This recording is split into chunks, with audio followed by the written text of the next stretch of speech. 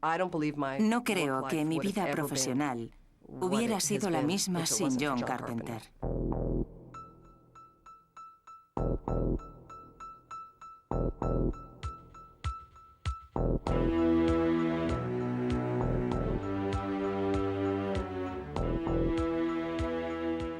Él es quien es, porque es toda una autoridad.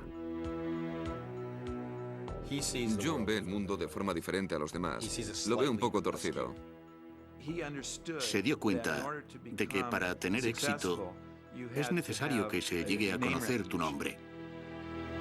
Se dedica a la industria del... ¿Me entienden, no? Le gusta.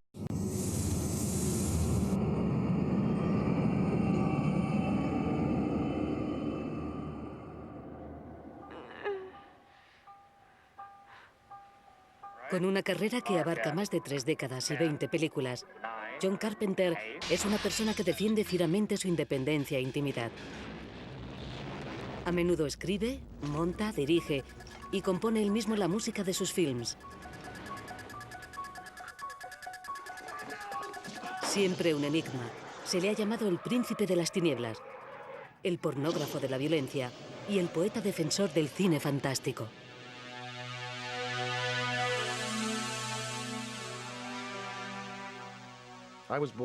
Nací en 1948 en Carthage, Nueva York. Mi padre era doctor en música y tocaba el violín. Vivimos allí hasta que mi padre encontró un trabajo en el sur de Kentucky como profesor de universidad.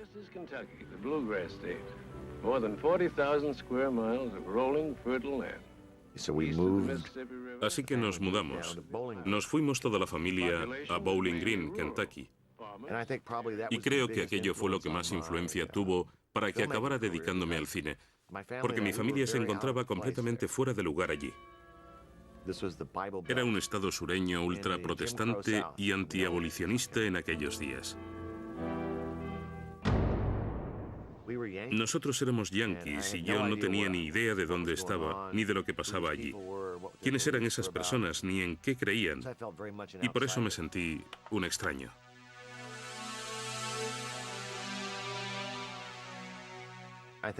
Creo que conseguí encontrar una forma de sobrevivir y de amar la vida gracias a la música y al cine.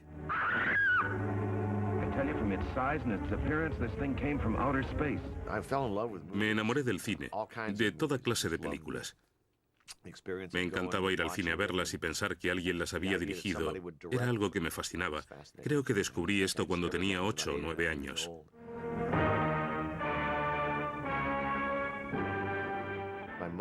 Fui con mi madre a ver Llegó del más allá, que fue una de las primeras películas en 3 dimensiones. En la primera secuencia aparece un meteoro que cae del cielo y explota.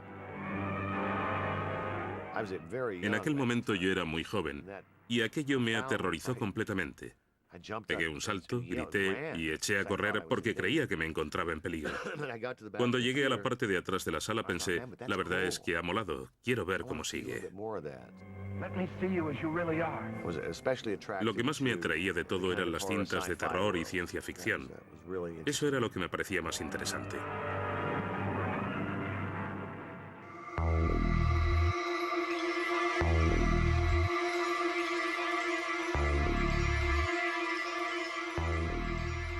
Los libros de cómics también me influyeron mucho. Weird Science y Tales from the Crypt y cosas así. Me encantaban estos libros. John y yo probablemente fuéramos uno de los cientos de miles de personas que tenían que leer estos libros con una linterna bajo la colcha de la cama porque no se permitían tener en casa. No sé cómo sería en Kentucky, pero yo me crié en el Bronx, en una familia católica, y tenía que hacerlo a escondidas. Pero esto era en los años 50 y 60, cuando no había posibilidad de tener amigos a los que les gustaran las mismas cosas. No es como ahora.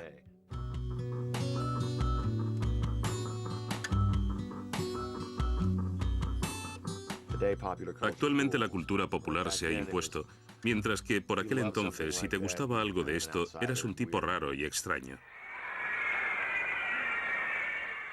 No teníamos televisión, así que tampoco podía engancharme a ella. Una vez vi a Elvis cuando salió en el programa de Ed Sullivan. Lo vería en casa de alguien. Me acuerdo de aquello. Mi padre y su amor por la música me influenciaron mucho. La música es parte de mi vida. He crecido con ella. El ascendente paterno no solo se reduce a la música. Mi padre tenía una cámara de cine de aficionado y me la dio cuando tenía 8 años. Llevaba un dispositivo para hacer el montaje, un proyector y una pantalla, así que me decidí a hacer mis propias películas. Aprendí mucho sobre las técnicas más sencillas de realización. Según se va haciendo mayor, la fascinación de Carpenter por el cine va en aumento. Yo seguía diciendo que quería dedicarme al cine. Quería ser director, pero mi padre me decía, no creo que te interese hacer eso, es mejor que consigas un buen trabajo. Pero aquello era normal en esos tiempos. La gente como yo, de una ciudad pequeña, no podían ser directores de cine, no era posible.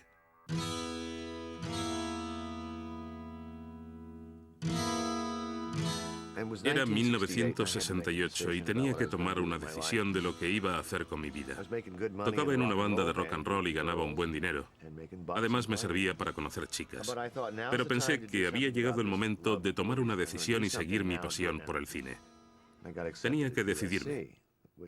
Me aceptaron en la Universidad de California del Sur, que era considerada la mejor escuela de cine del mundo. Así que me fui para allá, aunque en aquellos días era un lugar muy diferente.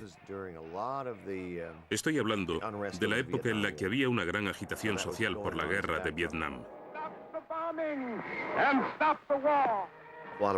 Por aquí había un montón de gente radical. Eran los años 1968, 69 y 70. Pero aparte de esto, aquí lo aprendí todo, hasta la idea más básica. Todo lo que sé sobre la realización de cine lo aprendí en esta universidad. La cámara, el sonido, iluminación, mezclas, actuación, montaje.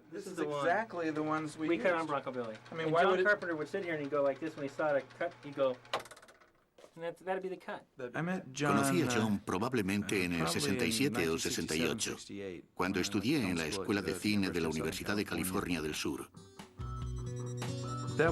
Allí fue donde empecé a relacionarme con él.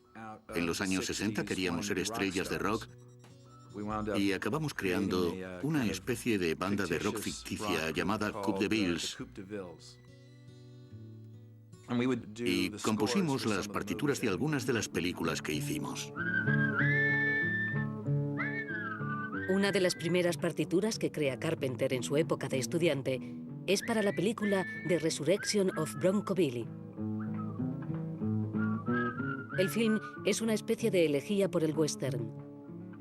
El personaje principal es, como el mismo joven Carpenter, un inadaptado que sueña con convertirse en un héroe del oeste. Bronco Billy gana un premio de la Academia y se convierte en la primera película de un estudiante distribuida a nivel comercial por toda la nación. En las escuelas de cine, a veces hay gente que destaca. Se nota que tienen algo que les hace sobresalir del resto.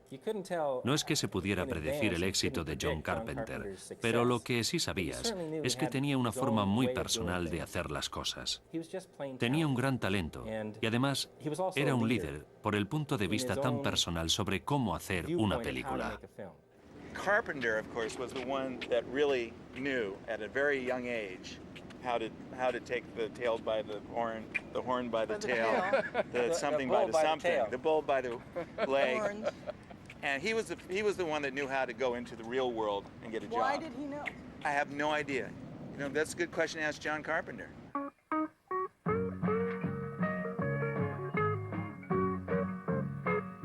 El film que le proporciona su primera oportunidad profesional es Estrella Oscura, que el mismo Carpenter describiría como una especie de Esperando a Godot, pero ambientada en el espacio. Todo empieza como proyecto para la escuela, pero luego se modifica para su distribución comercial.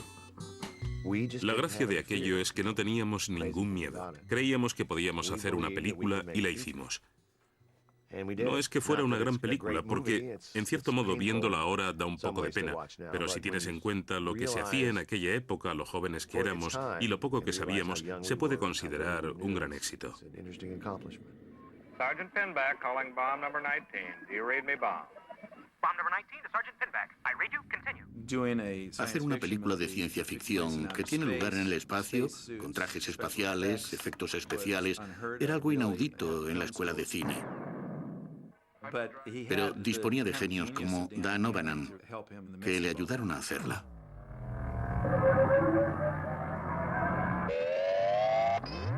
Dan utilizó, creo que, 8 cacharros viejos, los pintó, los pegó en partes de la nave y los modeló de forma que parecieran otra cosa. Pero si los miras de cerca, te das cuenta de que eran un montón de chorraditas. Creó todo este mundo simulado, fantástico, sin nada de dinero, prácticamente con basura, pero le dio un gran resultado.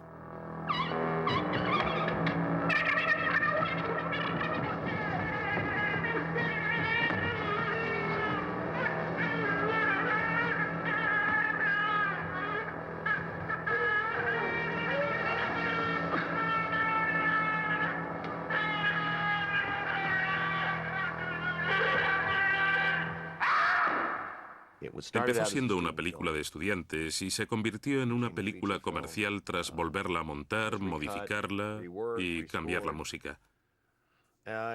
Fue una gran experiencia de aprendizaje sobre Hollywood, la industria del cine, lo que significa y de cómo se llega a conseguir algo desde que tienes una idea hasta que llegas a hacer una película.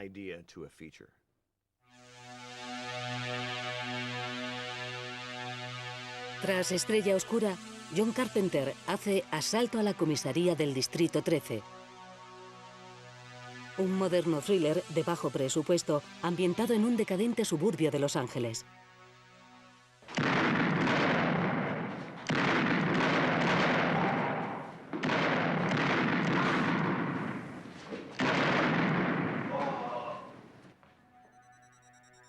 Esa fue mi segunda película, a la cual no se hizo mucho caso en los Estados Unidos. Comercialmente no resultó gran cosa y tampoco obtuvo grandes críticas. Sin embargo, en Europa y sobre todo en Gran Bretaña, en el Festival de Cine de Londres gustó mucho. Y creo que supuso el lanzamiento definitivo de mi carrera.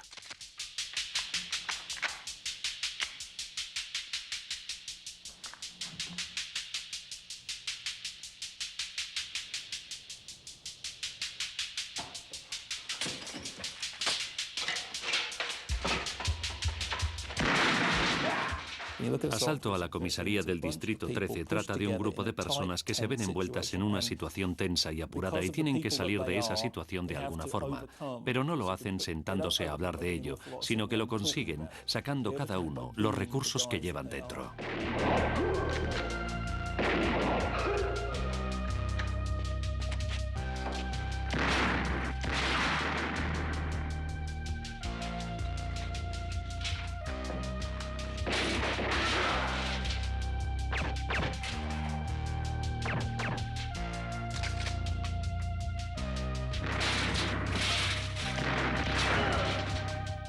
Conocí a John tras entrevistarme con él para trabajar como supervisora del guión de Asalto a la comisaría del Distrito 13. Y teníamos muchas cosas en común, como nuestro amor por las cintas de Howard Hawks y otras cosas. Y esa fue la primera vez que trabajé con John, en el rodaje de Asalto a la comisaría del Distrito 13. Hill y Carpenter inician una relación amorosa tras la cual ella produciría muchas de sus películas. La primera de sus colaboraciones es En la noche de Halloween, que, rodada con un presupuesto muy limitado, será durante un tiempo el film de terror independiente de mayor éxito de la historia y conseguirá que el género de películas sangrientas se integre de lleno en el cine estadounidense. La cinta se centra en un psicópata asesino escalofriante, Michael Myers, que causa estragos en una ciudad estadounidense muy parecida a aquella en la que se crió el mismo Carpenter. Cuando vi La noche de Halloween, pensé que era la película de miedo perfecta. Era la quinta esencia del cine de terror porque lo que te transmitía era, esto es lo que hay, da igual cuáles sean las causas, no se preocupen de otra cosa porque el tipo ya está aquí y va a ir a por usted. Y el caso es que al final tampoco es que se consigan arreglar las cosas. El tipo sigue por ahí en algún sitio. Lo que John decía es que había que intentar crear la sensación de que estas personas eran reales. Las calles con árboles, las chicas que vuelven a casa hablando de chicos, los libros de clase, las medias hasta la rodilla, lugares reales en un tiempo real. El público tenía que estar un tiempo viendo personas que les resultaran reales para que se creyeran lo que veían, de modo que cuando se empezaran a introducir elementos irreales, el público siguiera creyéndoselo. Es cierto que Michael Myers es el típico chiflado de las películas de miedo, pero el motivo por el que la noche de Halloween funciona es que en realidad no es humano. Michael es al principio un niño, pero cuando vuelve es solo su sombra, ya no es una persona. Lo que hace Carpenter, junto a su co-guionista, es transformar la locura en algo sobrenatural. Porque Michael está tan loco que deja de ser humano y se convierte en esta especie de espectro inmortal.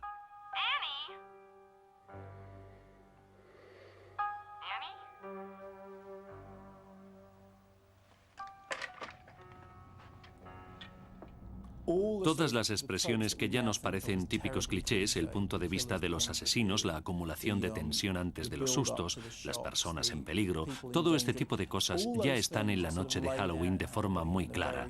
Y el problema de verlo ahora es que piensas que son todo un montón de clichés, pero lo que no sabemos es que esta cinta fue la que los convirtió en clichés. Funcionó porque era muy simple y muy claro. Y una de las razones por las que es tan simple es sencillamente porque no disponían de mucho dinero. El presupuesto era minúsculo y la tecnología de la que disponían también. Tenían solo un tráiler para todo y las oficinas de producción más enanas que te puedas imaginar en la parte de atrás de un edificio de Cahuenga Boulevard en Hollywood. Hay que recordar el espíritu con el que se hizo esta película. John y Debra eran unos hippies, jóvenes a los que les gustaba el rock and roll. No se trataba de importantes realizadores, no eran más que unos jóvenes un poco raros.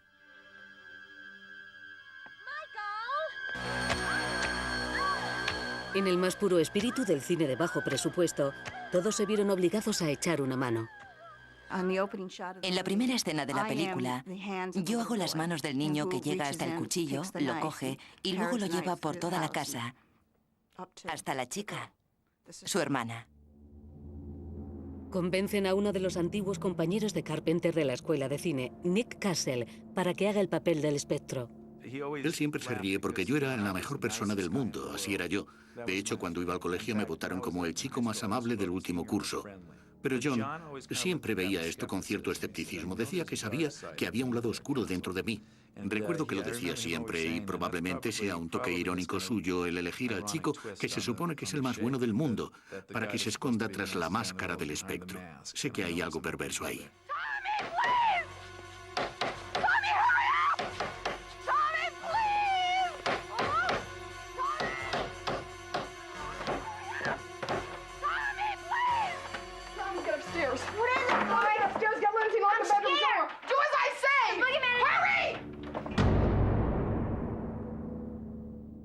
Lo que hace Carpenter es coger una serie de situaciones en las que alguien se encuentra en peligro, normalmente por algo de tema sexual, y aprovecharlo a tope.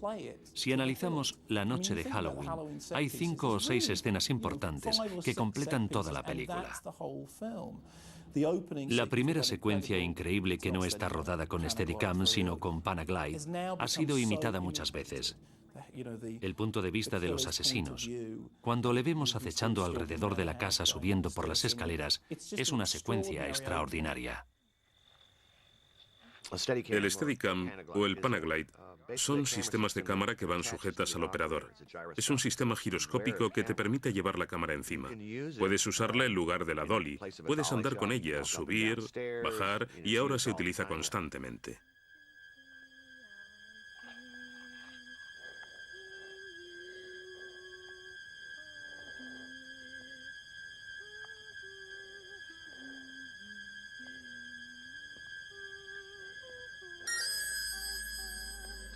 Creo que mi forma de componer las películas siempre ha sido el de la Panavisión, el cinemascope o la pantalla ancha.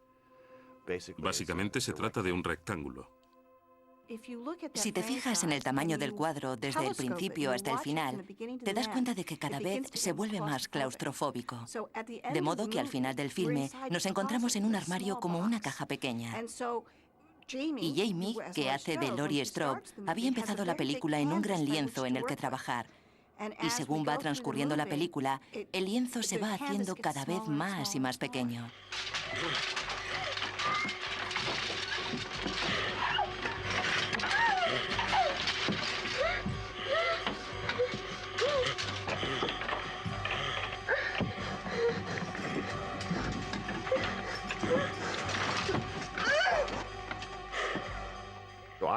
Hacía que el espectro o el asesino de la noche de Halloween apareciera al fondo de la escena o directamente en primer plano, sobre su hombro o algo así.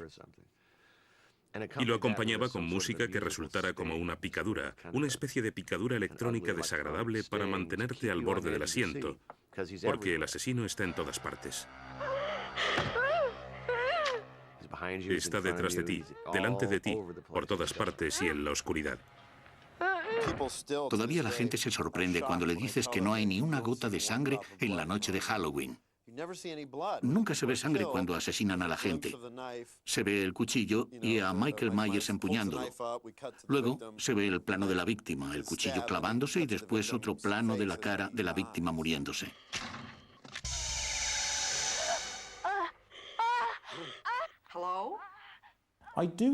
Creo que sorprendió mucho a la gente.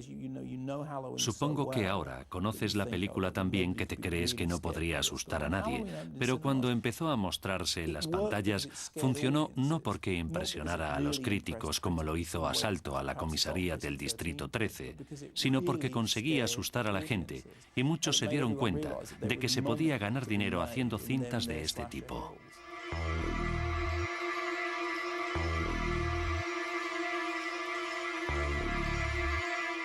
Con solo 225.000 euros de presupuesto, el gran éxito de la noche de Halloween genera unos ingresos de más de 50 millones de euros. Una de las muchas razones del éxito que consigue aterrorizando a los espectadores se debe a su música, compuesta por el mismo Carpenter. Unas navidades me regalaron un par de bongos, no recuerdo por qué. El caso es que mi padre me enseñó el compás 5/4 y la diferencia entre ese compás y el 4/4. Básicamente el ritmo que aprendí a tocar fue el tema de Halloween. Es un compás 5/4.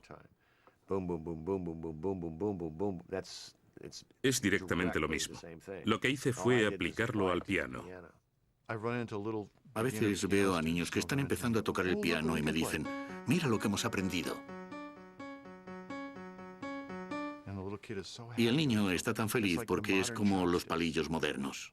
Es muy sencillo, pero cuando piensas en ello, funciona.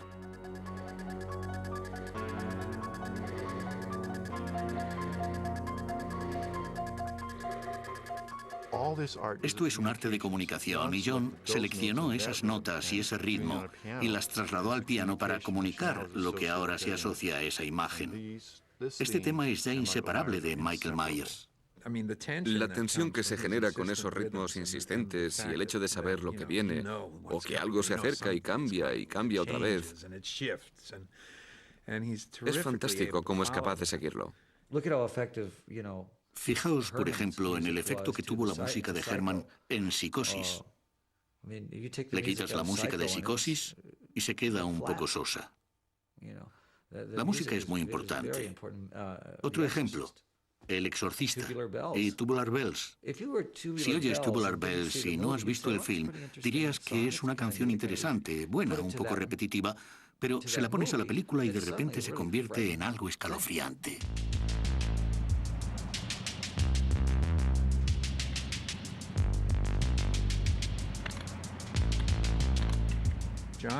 La música de John me hizo darme cuenta de que no hace falta utilizar la orquesta para resaltar nada. No es necesario manipular las cosas recalcándolas.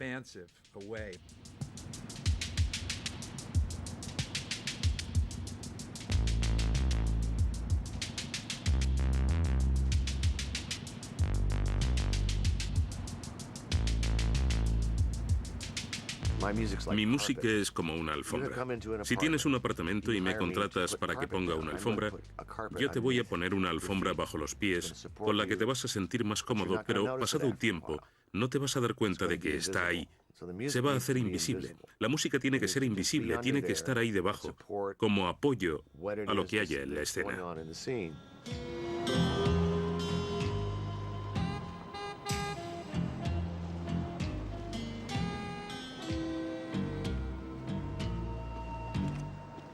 La música es como sus vacaciones. Se evade del montaje, de tener que negociar con el estudio, de la publicidad, y simplemente descuelga el teléfono y toca. Para él es pura diversión. Yo no quiero que nadie me diga cómo tengo que hacer las cosas, por eso no voy a decirle a nadie lo que tiene que hacer. Nunca pensaría en hacer eso. Siempre te hace sentir que vas a hacer algo por él.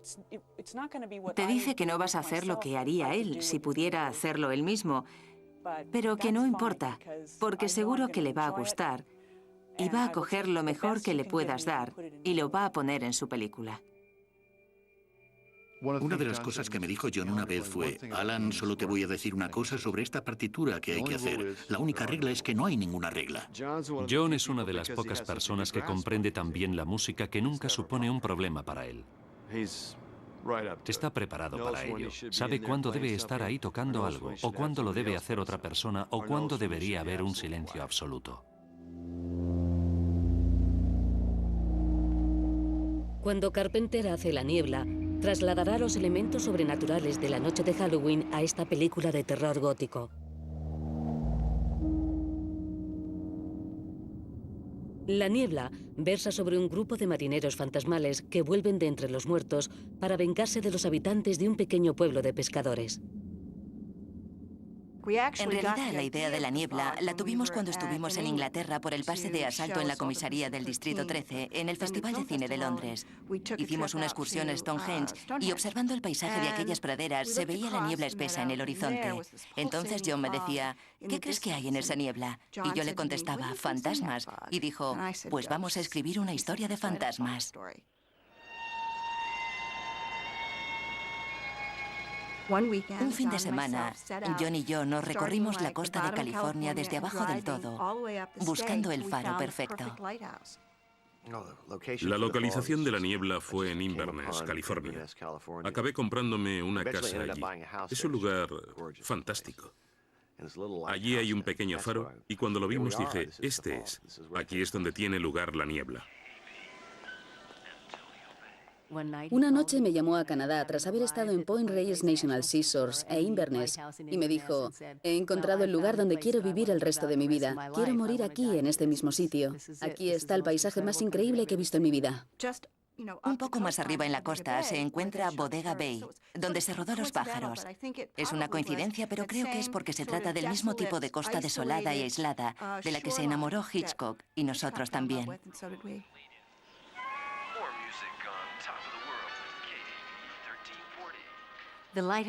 Para llegar al faro había que bajar 365 escalones, con el equipo de cámaras, los operadores y todo lo demás. Había que transportarlo todo por una escalera completamente recta. Espeluznante. Una vez que llegabas abajo no querías volver a subir.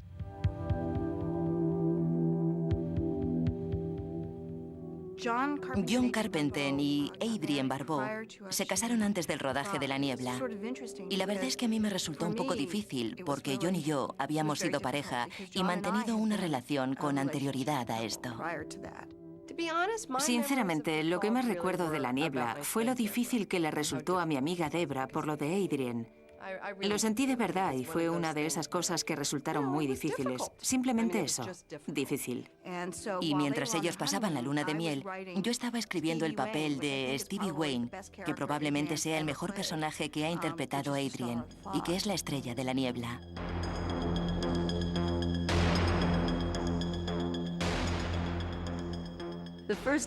Cuando empezamos el rodaje de La niebla, solo llevábamos casados un par de meses. Íbamos al trabajo en coches diferentes y nos comportábamos de forma muy profesional. Creo que no llegamos a comer nunca juntos. Fuimos muy profesionales. Al final del día nos decíamos el uno al otro, esto no es muy divertido, ¿verdad? Y entonces nos relajábamos.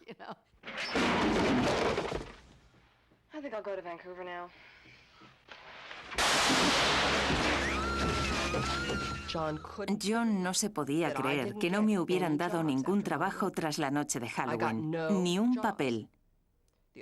Lo único que conseguí fue, en un episodio de Los Ángeles de Charlie, un papel de jugadora de golf lesbiana.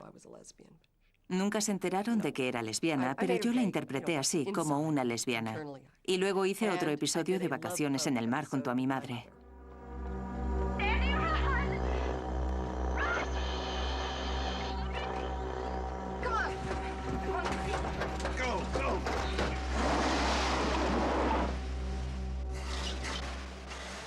Tras la noche de Halloween y La niebla, llegaron otras películas de terror y pensaron, deberíamos ponerla en la cinta, porque es ese tipo de chica. Y así es como despegué. En realidad fue la segunda película la que lo hizo posible.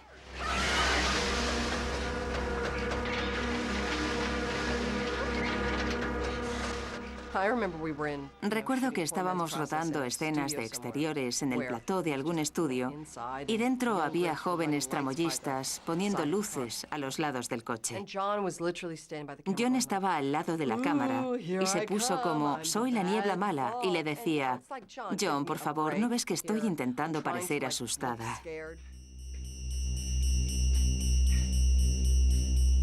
Al igual que hizo en La noche de Halloween, Carpenter huye de los efectos sangrientos en favor de los horrores ocultos en la niebla.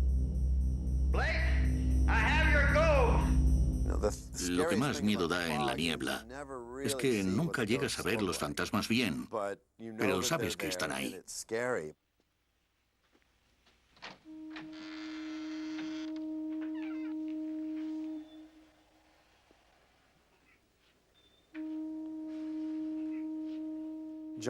Realmente, John construye sus personajes con una especie de presentimiento de que algo va a surgir de las sombras, solo que no sabes qué.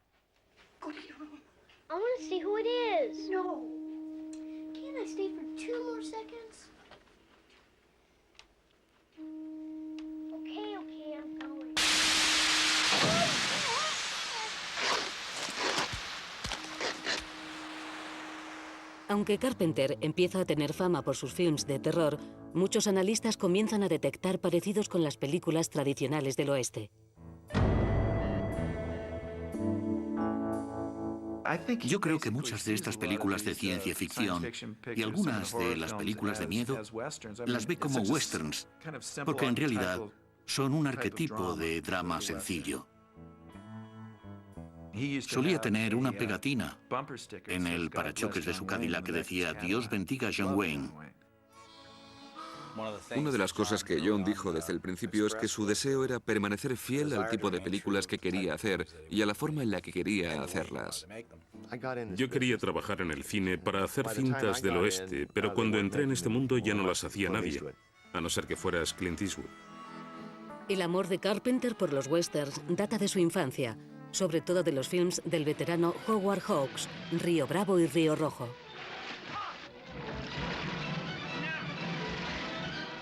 Había visto películas que había hecho él, pero no las identificaba con él, ni las conectaba con otras que hubiera hecho él, hasta que vimos una retrospectiva en la escuela de cine. Vimos todas sus obras desde el cine mudo y me quedé fascinado. Este hombre era algo extraordinario.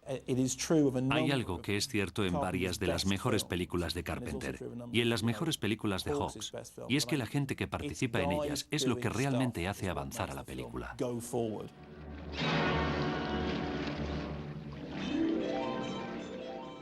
Lo que me encantaba de él es que parecía no seguir ninguna técnica. Parece ser perfecto y sencillo, pero eso en sí mismo es un estilo. Es muy difícil de hacer. He estudiado sus ángulos y su forma de interpretar y aquello de lo que se preocupaba.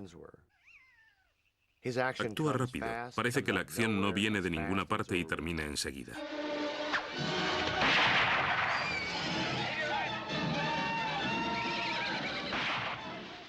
He tomado de él todo lo que he podido. Había una escena en la que un policía le tira un arma a un compañero y eso lo saqué directamente de Howard Hawks.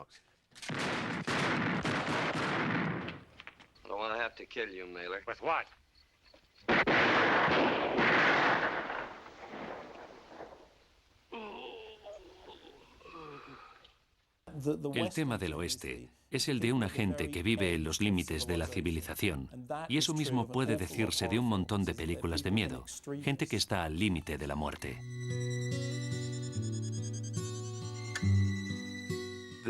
Vampiros en una película del oeste.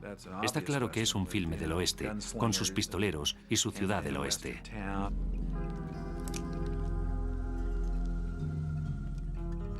Cuando hice Vampiros, decidí inclinarme un poco hacia el estilo de Sam Peckinpah. Peckinpah es un director muy bueno resaltando cosas. Hace todo este tipo de movimientos a cámara lenta y pensé en probarlo. Hay más violencia, sangre, gente reventando y cosas así.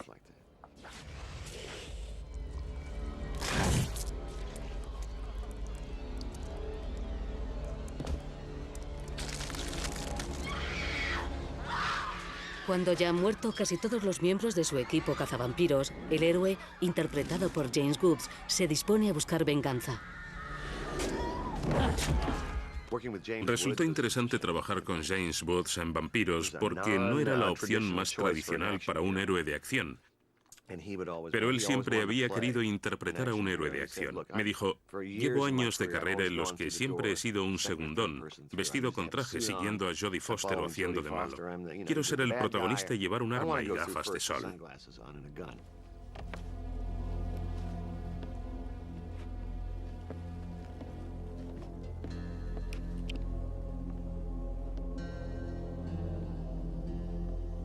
It was here.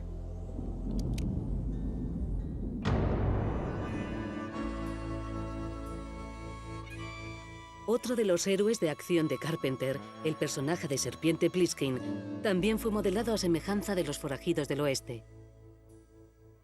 Pliskin es interpretado por el que fuera actor para Disney de niño, Carl Russell, al cual Carpenter ayudó a ascender a la Liga de las Grandes Películas. S.D. Pliskin, American, Lieutenant, Special Forces Unit Black Blight. 2 Purple Hearts, Leningrad and Siberia. Youngest man to be decorated by the President.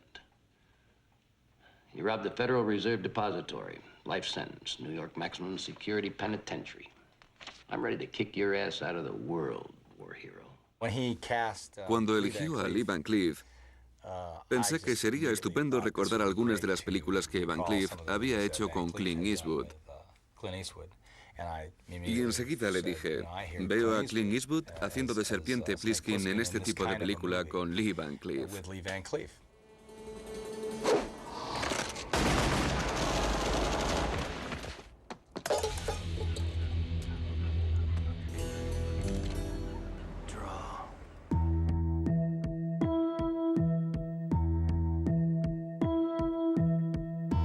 Serpiente Pliskin es el héroe de 1997, Rescate en Nueva York. Una película en la que la ciudad frontera del oeste ha sido reemplazada por una visión urbana de la violencia y la decadencia que refleja la fascinación que Carpenter ha tenido toda su vida por los libros de cómics. La historia tiene lugar en unos Estados Unidos del futuro autoritarios, en donde la isla de Manhattan se ha transformado en una prisión de alta seguridad, rodeada de vallas y minas. Serpiente es un personaje de cómic, con barba canosa y los gestos de la cara, el parche en el ojo. Es un personaje de cómic y vive en el mundo del cómic. Todo está ligeramente degradado, las calles llenas de basura y unos personajes un tanto irreales. El motivo por el que 1997 Rescate en Nueva York funcionó tan bien es porque todo se hizo manteniendo esa misma estética. A Serpiente Pliskin le da todo igual. No le importa hacerte daño o salvarte, solo seguir adelante. No le preocupa nada, excepto él mismo. No tiene causas elevadas, ni sentido del bien, ni necesidad de deshacer agravios.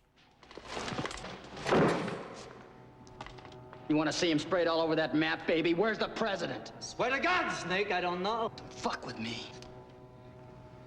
Why do you want to know? I want him. Creo que Serpiente Pliskin tiene algo. Pienso que a todo hombre o a todo chico le gustaría ser como Serpiente, aunque fuera por un día. A mí sí, por lo menos. Serpiente tiene una gran parte de la personalidad de John y también de la mía. Eso es algo incuestionable. Somos personas independientes y singulares que bordeamos lo anárquico. Creo que esa es una de las razones por las que John no pertenece al mundo de Hollywood convencional y realiza sus películas de forma independiente. Tiene su propia visión y el personaje de Serpiente Pliskin posee parte de su personalidad y también de la de Cart.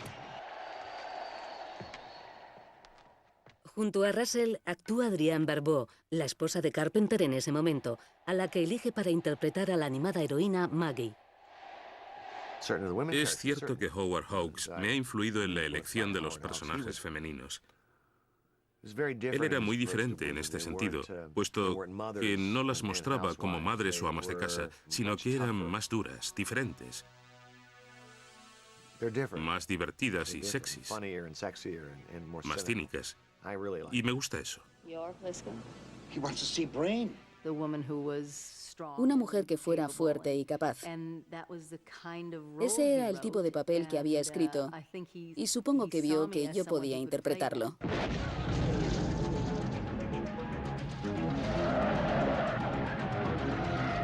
Slow down a little, Snake. I think you're 3 miles ahead, Snake. You think?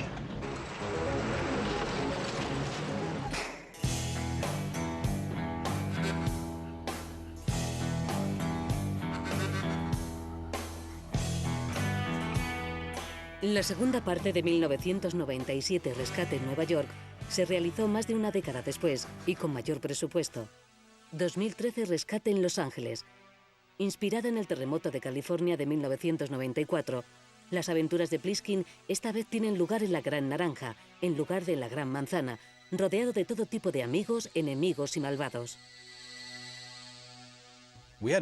Llevábamos mucho tiempo sin trabajar juntos, no sé, puede que 7 años. Y cuando dijo acción, bajé por aquella colina o lo que fuera, lancé la mirada a la señal, cortaron y era como si hubiéramos acabado 1997 Rescate en Nueva York el viernes anterior y empezado 2013 Rescate en Los Ángeles al lunes siguiente.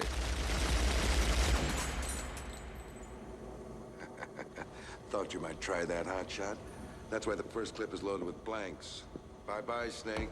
Good luck. Me llamó John y me dijo, voy a hacer la secuela de 1997, Rescate en Nueva York. Vamos a hacer 2013, Rescate en Los Ángeles. ¿Te gustaría hacer de Lee Van Cleef? Así fue como me lo dijo. Yo le contesté, me parece fenomenal. Cart, John y Deborah Hill habían escrito el guión y yo me lo leí. Se suponía que tenía que ir a hacer la audición, pero no hablamos del papel, ni siquiera de la película.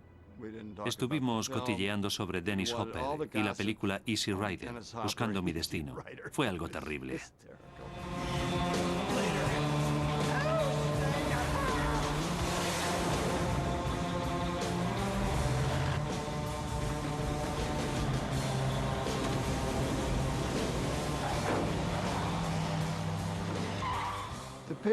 La paga no estaba mal. Pero lo mejor de todo era estar con John y Kurt Russell juntos. Mantienen tan buena relación que el hecho de que te permitan entrar en esa amistad, aunque sea por un momento, es aún mejor que la paga.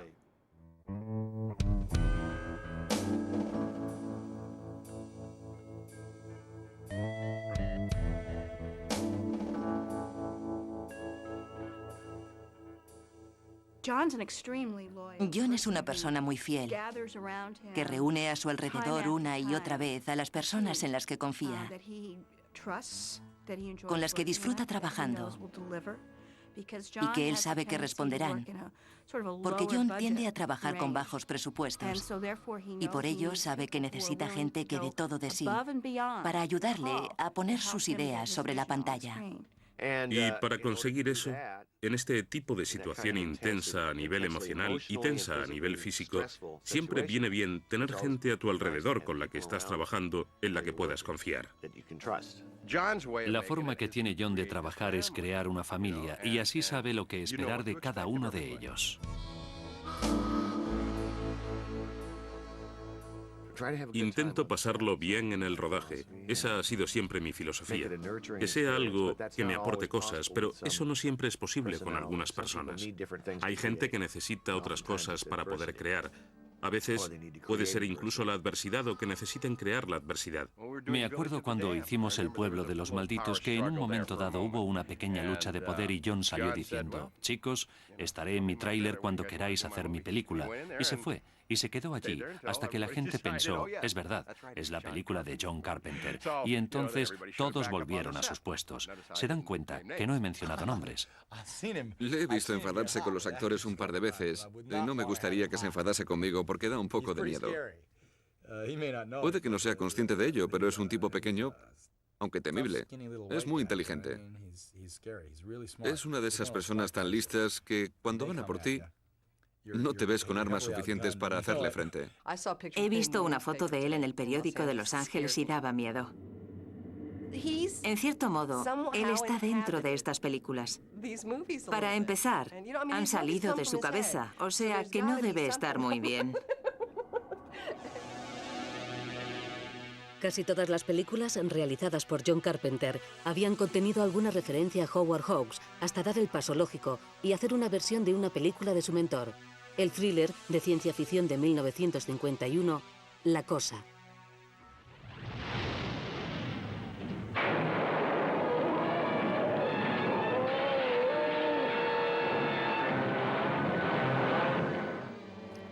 El argumento de la película trata de una expedición polar que descubre los restos helados de una nave extraterrestre. El aparato esconde un organismo mutante que puede imitar a otras formas de vida. Se trata de la primera gran producción de estudio de Carpenter, y la controversia que provoca le hará dar un nuevo giro a su carrera. Hasta bastante avanzada su carrera, Carpenter estaba contento con trabajar con poco presupuesto y hacer experimentos y llevar las cosas al límite lo más posible. Las mejores secuencias de La noche de Halloween o de Asalto a la comisaría del Distrito 13 o de Estrella Oscura se han hecho con poco presupuesto y ha necesitado recurrir a la inventiva. Claro que al llegar los años 70 y principios de los 80, y cineastas como George Romero, empezó a surgir un público al que le gustaba el cine gore. Y esto hizo cambiar las ideas sobre los efectos especiales. De repente las películas no consistían solamente en una historia de miedo, sino que necesitaban todas estas imágenes grotescas que le acompañaran. Lo que ocurrió en La cosa es que llegaron a plantearse qué pasaría si consiguiéramos mostrar a un extraterrestre mutando. Y si fuera posible. Y se dio la circunstancia para él y Rob Bottin de encontrarse en un momento de la historia del cine en que era posible.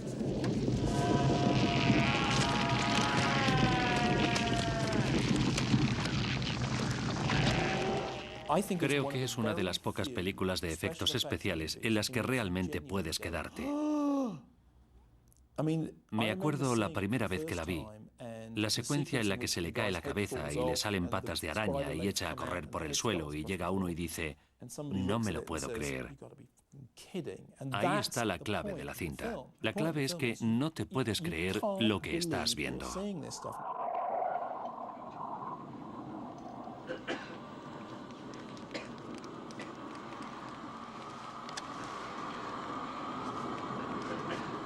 You gotta be fucking kidding.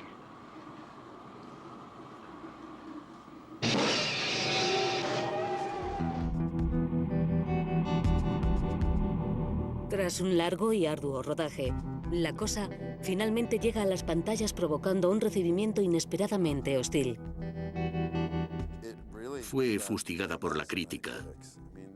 Hubo gente que se sentía escandalizada porque si hubiera hecho esta película, y señalaban a John directamente como culpable.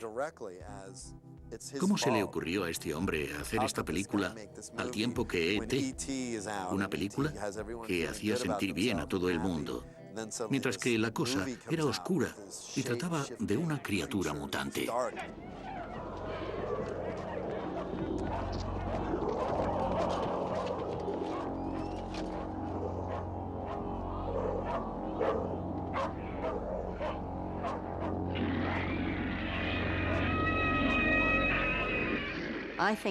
Creo que de haber salido La Cosa antes que E.T. el extraterrestre o que Alien, habría sido grandiosa. Habría tenido un gran éxito.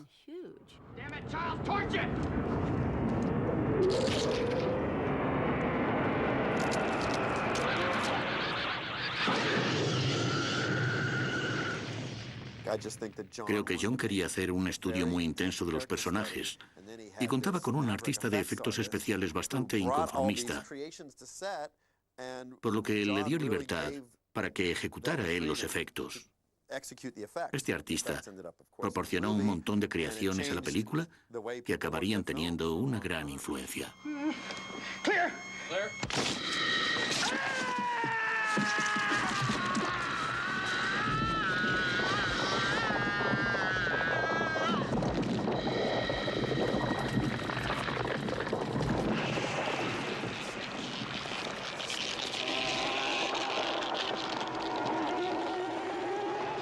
Muchos críticos dijeron que se le habían ido de las manos los efectos especiales, pero no fue así. Lo que ocurrió es que aprovechó para hacer todo lo que era posible y amplió el género completamente hasta su límite.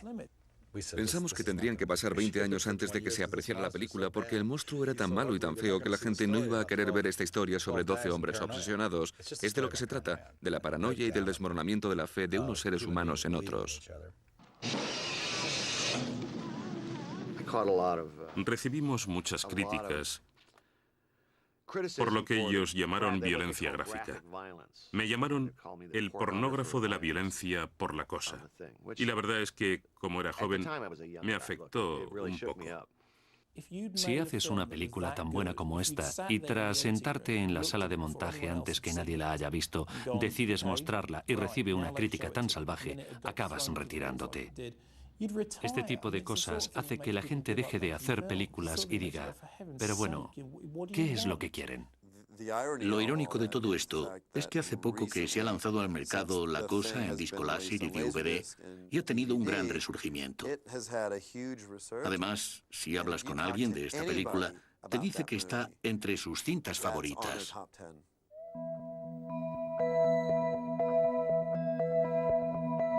Profundamente afectado por la reacción tan negativa que produce La Cosa, la posterior carrera de Carpenter se mueve en diferentes direcciones, con también distintos grados de éxito comercial y crítica. Mi agente me dijo que necesitaba hacer algo que expiara mis pecados, algo bonito. Así que tras Christine hice Starman, el hombre de las estrellas, y me dijo que esta iba a ser perfecta y que volvería a ganarme a la gente y que les mostraría que también puedo hacer una bonita comedia romántica con una escena final sentimental, dulce, en la que no se muera nadie. Creo que hizo Starman para demostrar a mucha gente que John Carpenter es un cineasta que no solo sabe hacer películas oscuras y sórdidas, sino que tiene un montón de películas diferentes en su repertorio. No creo que Carpenter sea un pesimista. Al contrario, me parece bastante optimista. Es alguien que disfruta hasta de los momentos más oscuros. Se lo pasa uno muy bien siempre con esta gente. Supongo que consiguen expulsar todos sus demonios, pero nunca resultan depresivos. Que yo conozca, hay más depresivos entre los cómicos que entre los que hacen películas de miedo.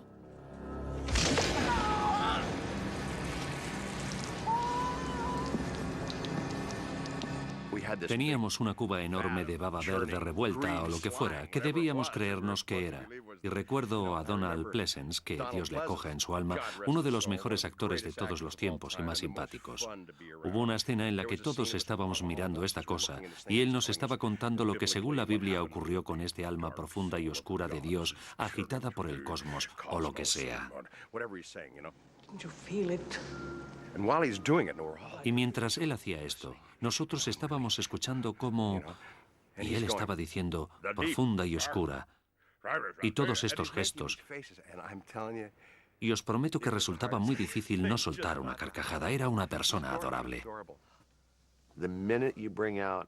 En cuanto sacas un brazo amputado, sangre o dientes de vampiro, la gente se lo pasa bien porque es algo tonto. Todo lo que vemos en pantalla es una broma realmente y resulta divertido. George Romero me dijo que los críticos de cine hablaban mal de sus películas, pero que cuando iban a visitarlo al rodaje, todos querían ser zombies, ponerse el maquillaje y andar por ahí comiendo carne humana.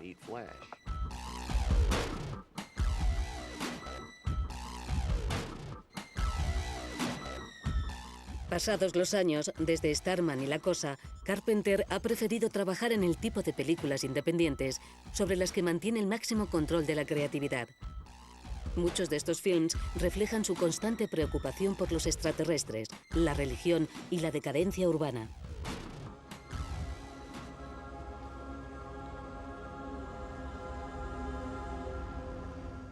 Me siento fascinado por la religión. Está muy presente en mis películas, en El Príncipe de las Tinieblas y en La Niebla. En todas estas películas salen sacerdotes y se habla de la religión.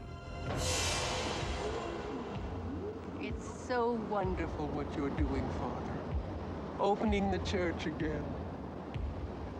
El Príncipe de las Tinieblas contiene una ambiciosa mezcla de física cuántica, teología, terror gótico y una atmósfera apocalíptica que presagia un desastre inminente. Las películas como 1997, Rescate en Nueva York, 2013, Rescate en Los Ángeles, Asalto a la comisaría del Distrito 13, Están vivos, pueden considerarse apocalípticas en el sentido de lo que es la vida contemporánea.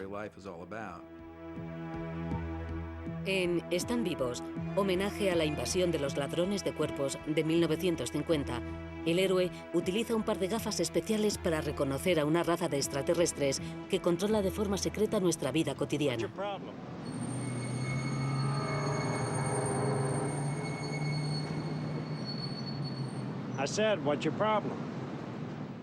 Me hizo mucha gracia lo que dijo, que se inspiraba en los republicanos para hacer los monstruos. Supongo que siempre he tenido problemas con la autoridad. Probablemente más cuando era joven, pero ahora que ya soy viejo y padre de familia, no tengo problemas con la autoridad, siempre y cuando sea la mía.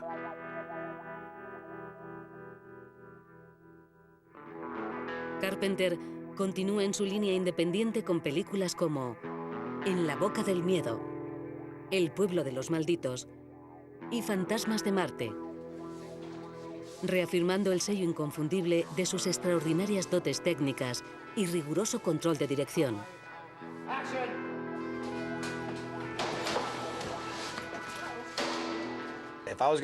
Si fuera a producir una película y solo dispusiera de 10 millones, pero quisiera que pareciera que me había gastado 25 millones y que quedara especialmente bien, le llamaría a él porque ya tiene mucha práctica. Y además tiene un talento especial para ello.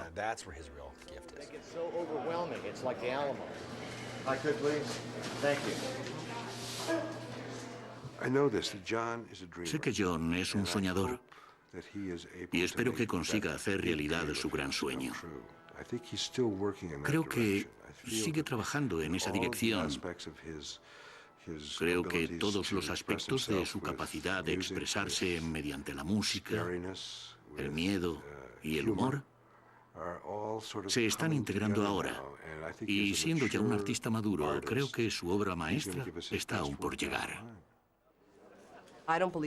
No creo que mi vida profesional hubiera sido la misma sin John Carpenter. Tiene un aspecto muy extraño, no hay duda de eso. No le llevaría a mi casa porque asustaría a mis niños. Pero me siento muy agradecida por todo lo que hizo por mí. Creo que John es un hombre hecho a sí mismo y un director hecho a sí mismo, que ha sido capaz de tener una carrera con un enorme éxito, sin renunciar de ninguna forma a sus ideas. Y no creo que lo vaya a hacer nunca. Hay muy pocos directores cuyo nombre diga algo al público, y John Carpenter es uno de ellos. Y creo que la razón de ello es simplemente que se lo ha propuesto. Ha dicho, soy un director, estas son mis películas y aquí está mi nombre encima de ellas. Muchas gracias. He tenido la suerte de que la gente asocie mi nombre a mis filmes. Algún día ya no estaré en este mundo, pero quiero que al menos alguien en el futuro vea mis películas y se dé cuenta de que son mías, que puede que sean malas o que no les gusten, pero que sepan que son mis películas.